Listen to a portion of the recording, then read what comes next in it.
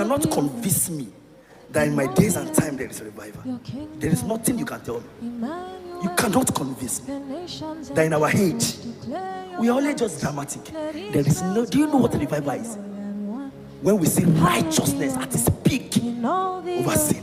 There's a revival in Guatemala, and I went there to see it for myself. And I was part of that revival in Omolehin. I crossed Mexico, then you fly way down a little bit, then you are in Guatemala. They speak Spanish. I don't understand Spanish. There was a man who came from Sweden to also look at the revival. I happen to have participated in genuine revivals. There is not much you are doing in this country that impressed me, because I have seen the first house. I lodged in Princess Hotel, which was very close to the airport. In Guatemala, their food was not edible for me. As missionaries, we have difficulty sometimes eating the native food of our field. I went to town. It's a third world country, just like us. But a revival came there. My host, Pastor Mariano, he told me that his father's brothel was the first to fold up in Guatemala. When revival came through the gospel, the preaching of the gospel, Calabaros, he was preaching on radio. Mariano was preaching on radio, and they were preaching the gospel. Nobody was talking about signs and wonders. They were talking about the gospel. Signs and wonders is not gospel. Pastor Mariano and Calabaros were my hosts in Guatemala. I asked him, I said, for 6 days I've been in this country, I've not seen a policeman. He said, police? There used to be plenty of policemen all around here, but when revival came, there's no more crime anywhere.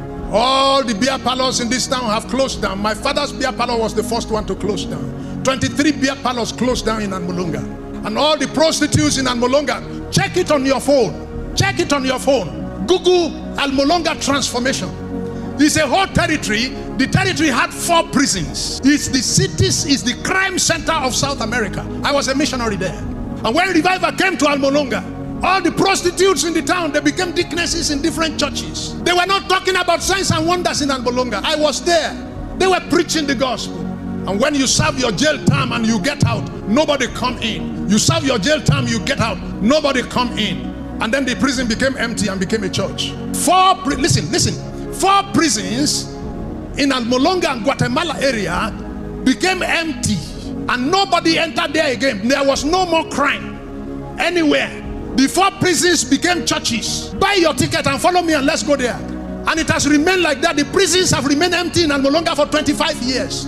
Nobody has entered the place again. What are you telling me? I asked my host, I can't see policemen here for the past 6 days I've been in this country. He said there used to be a lot of policemen here, but when revival came into our land, crime disappeared from our streets, and policemen will resume for work till they close.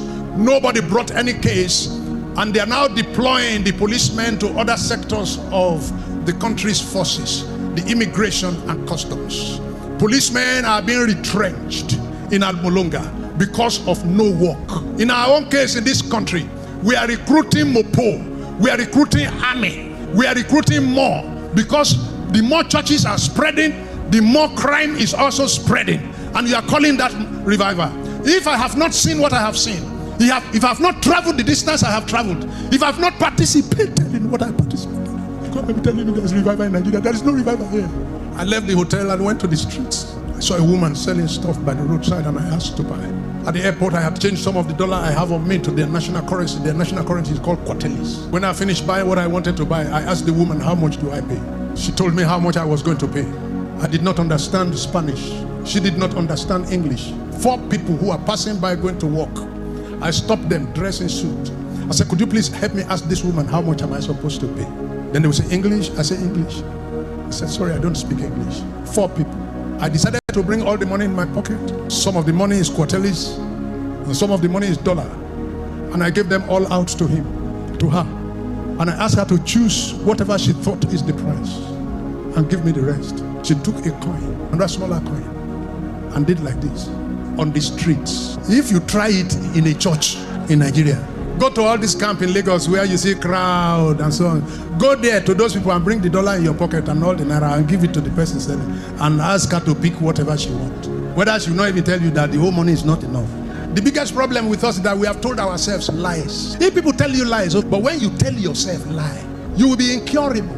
On the streets of Guatemala, the crime center of South America, Revival came to the streets. The market woman by the roadside had been influenced and affected by the revival that came into the country. I went to their farms, and that's where I saw the effect of revival. I saw onion, I saw tomato, almost as big as a Nigerian football.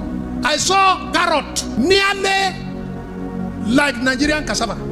I bought one and brought it home as an evidence against my countrymen. And I asked the farmers, what fertilizer do you use here? They asked me, what is fertilizer? That they don't know about fertilizer. But that when revival came to Almolonga and in Guatemala, that a certain white substance was being washed down from the mountains, the pointed to the hill, and that maybe that is fertilizer. There is no place in Almolonga that you can see that is as flat as a football field. The whole place is rocks.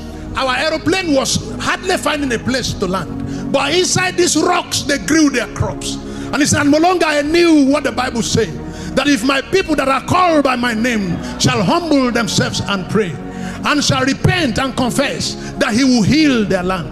Almolonga used to be the place where they grow and export marijuana to the whole of North America. Today, the farmers in Almolonga, they buy trucks with cash.